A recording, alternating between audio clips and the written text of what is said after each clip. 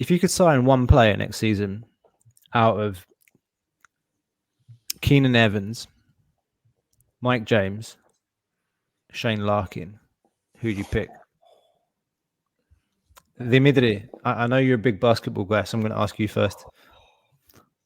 Fuck.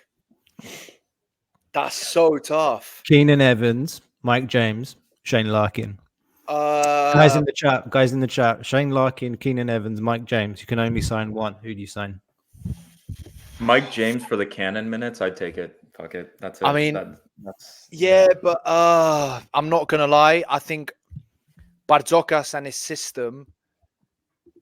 Evans, isn't it? I'd say Evans, but then at the same time, who would I personally want to see? You Shane want Mike? Larkin. No, I want Larkin. Really? Yeah. Mike James, he's hurt us too many times, man. Like he won't. He loves. Like I don't know if he loves Panathinaikos too much, but he hates us too much to be able to develop some sort of love there. At least in my opinion. Whereas Larkin, Larkin has the record points scored in the EuroLeague. He is the man at FS by not being also. He's not as crazy with his shots and sort of selfishness as Mike James is sometimes.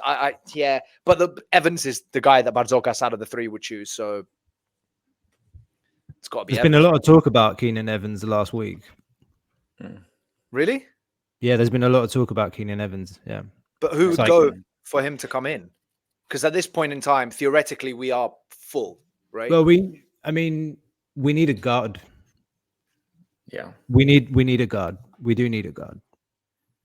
Yeah, but the question is like, does Cannon renew, or does Cannon leave and we bring in Dorsey because he's got a passport, but then we bring in an elite player like Evans? No, I'm not even. If you ask me now if I could keep Cannon or if I'd replace him with Dorsey, I'm keeping Cannon though. 100%. Cannon is three times the dog that Dorsey is. Dorsey is mentally weak. He's fragile. He's not for the playoffs, the pressure moments. The guy is not built for that shit. So. I'm with you on that. Choke. Yeah. He's choked. Keenan, he's a choke. Yeah. Exactly. Whereas Keenan, how do we pronounce it in English? Keenan. It's Keenan properly, but everyone calls him Cannon. So it's Keenan. I say Cannon. That's what we call him in the US. Yeah, we call him Isaiah Cannon in the US. He might have a shit game offensively, but what he offers defensively, he has that dog mentality. And we saw it in the Final Four against Monaco, the way he basically annihilated James. The minute he was smell it. In that third quarter, the minute he was like on James, Monaco had nothing. And Dorsey doesn't give you that defensively. It's the same issue that Slukas, for example, has. Like if they have a bad game offensively, that's it. They're done. What's their worth? Get rid of them. You don't need them to play if they're gonna have a bad game offensively. You need a fucking dog. So much rather have Keenan compared to Dorsey. Much rather. Yeah. Also, I need to talk about Costa. Can we talk about how I called Alec Peters having a great season? I just was so right about that. I fucking told you, I was like, I don't think Vezenkov leaving is as big of a deal as people make it out to be. I was like, I think Alec Peters is a very good player. And you're like, no. And then you look at the fucking stats, man. Oh, shit. Did you actually do that? Did you actually call that at the start of the season? I did remember. I remember having that conversation with you because the conversation we were having was before Slukas made the decision. And we were talking about whether he would renew or not. And Sasha had already kind of decided to go. And I remember you saying that, like, I'm not as concerned about Sasha leaving because I think Peters is going to have a great season. And I think you're right. You did call it. Fucking rate that guy so much. I expected Peters to step up because his numbers in Europe, like when he was playing for Baskonia, like he's won the EuroLeague with CSKA.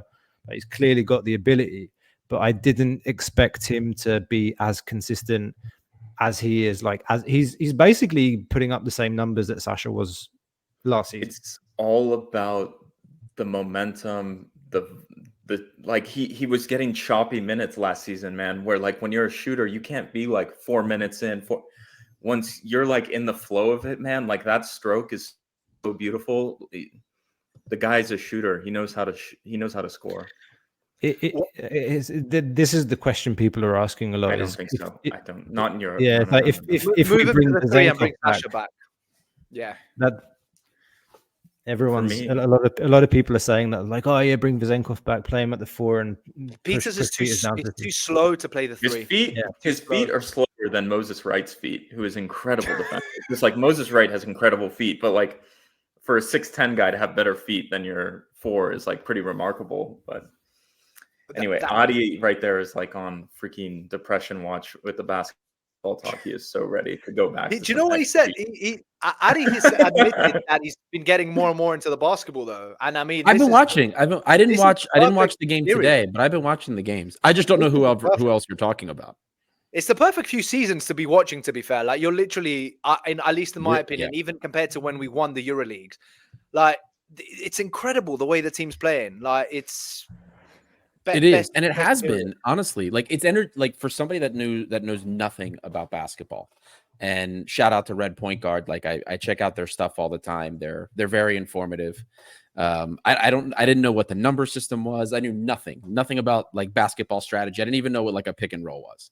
So for somebody like me, the product that's on the field, it's entertaining the way they move the ball around. It's so nice to watch.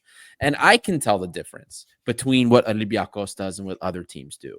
And it's like literally the last season and a half has been, I even watched a little bit of the season before where we got knocked out. We got knocked out right after. Yeah.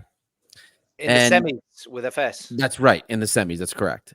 So, and even then I was like, wow, this is actually like kind of fun. Like, I was never interested in basketball, but the product has always been good. And it's a team where I never feel like it's over. You know what I mean? Even there's games where we're down by like 15. I don't know what a big lead is, but like 15 points seems like a big lead to me.